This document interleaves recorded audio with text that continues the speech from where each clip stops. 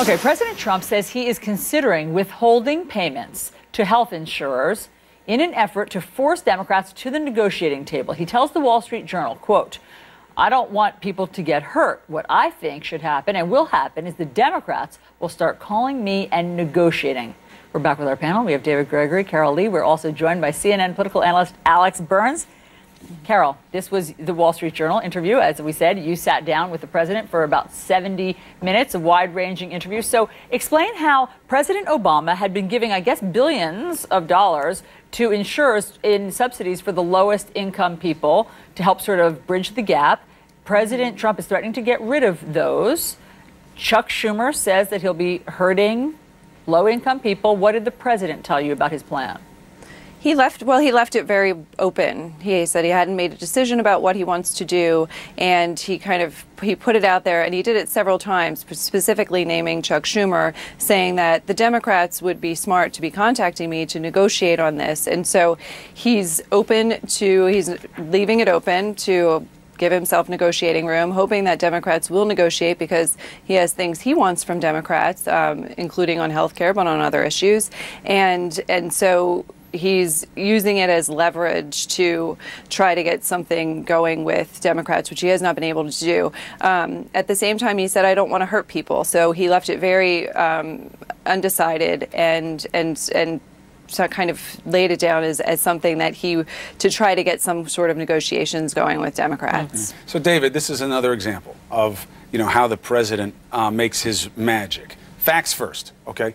You can't not pay on existing contracts, okay? So you can delay it, and that could have almost a definite reverberation effect of slow walking of service, treatment, and payment to claimants. And so that would have big ripple effects. It would hurt people if you did that. But as a tactic, how do you see it? Well, I think he's trying to push open a door that's not willing to be open. I mean, I think he thinks he can create some leverage and create a new negotiating partner on Capitol Hill, since his Republican Party bailed on him when it came to health care. I don't know that Democrats are inclined to do that, number one, because to what we've been talking about, I don't think they feel that they can trust him. He may come out with this negotiating position and then completely switch it. And I think Republicans are worried about that as well. But I will tell you this, I do think it's smart of the president to look for ways to confound his adversaries, look for ways to make it difficult for Democrats not to negotiate with him. I don't think he's got any particular alliances other than achieving a result. And in that way, he could be tactically difficult for Democrats. And in fact, Alex, I mean, we have seen this time and again, he'll say something inflammatory or he'll make a threat. It does get people's attention, like, say, Senator Chuck Schumer. And then he backs off because now the negotiating begins. Right. I was speaking to somebody just a couple days ago, actually, who sort of represents insurers in this, I don't want to say standoff, but this sort of tense situation with the administration around these payments. And they were saying, we feel pretty good about sort of the direction that things are headed in. So I don't know that there's a tremendous impulse to take the president's words, take his threat at face value. Look, the one thing the president hasn't really tried with the Democrats in terms of trying to bring folks from the other party to the table is dangling stuff in front of them that's genuinely popular with their own constituents. That you do have, 6, 8, 10 red state Democratic senators or Democrats in states that President Trump won last November. But what could he give them? Even Democrats acknowledge there are things that need to be changed about the health care law. And many Democrats, starting on election night, said that they were hopeful that they could work with the president on issues related to infrastructure. The president hasn't really gone down that path, right? And I think that one of the big tests of the next few months is how will the Democrats respond if he does? Well, but in terms of leverage, right, and things he can do to provoke Carol, the president gave something away in terms of leverage. It is now known to lawmakers of left and right stripe alike that they need to get health care done first. They believe that the federal scoring system that will lead into tax reform is important to then figure out how to fund infrastructure. So now that people know this is a meaningful first domino, he's got a reason for Democrats and the Freedom Caucus to dig in, doesn't he?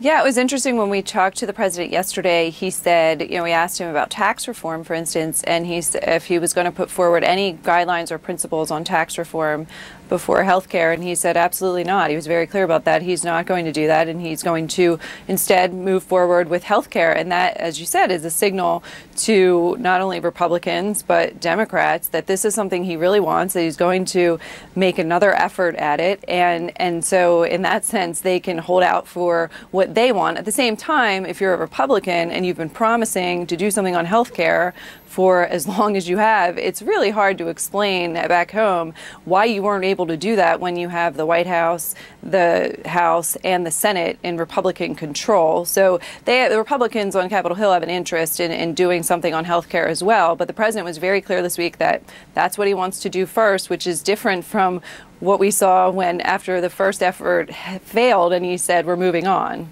David, another interesting tidbit from Carol's sit-down interview with the president was Steve Bannon. Yeah. What the status of Steve Bannon is. So let me read from the Wall Street Journal. This is what President Trump told them yesterday.